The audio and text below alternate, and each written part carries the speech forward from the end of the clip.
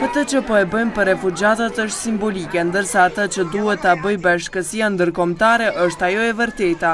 Kështu thot Jasmin Rexhepi nga organizata jo qeveritare Legis. Ai shton se kanë arritur të sigurojnë ushqim për t'i gëzuar refugjatët para festës së Bajramit me drekë dhe muzikë.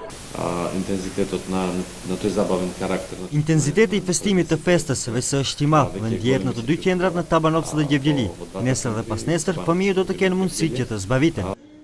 Përfaqësues nga Legis dhe nga ambasada e parë në botë për fëmijë Megashi prej datës 20 deri 22 qershor, gjatë kohës së Ramazanit personalisht i kanë vizituar kampet e refugjatëve në zonën kufitare ndërmjet Turqisë dhe Sirisë.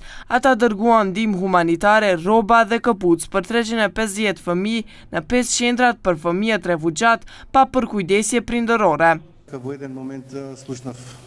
Në një moment dëgjova të shtëna, më thanë se kjo po ndodh shumë shpesh. Nuk mund të besoja se kufiri është afër dhe i ndarë me mur. Më erë keq që ata njerëz ishin vetëm 2-3 kilometra larg vendit të tyre dhe u duhet të jetojnë jashtë tij. Ndihma humanitare është siguruar përmes mjeteve të mbledhura nga qytetet e Maqedonisë gjatë fushatës Maqedonia me dashuri për Alepon.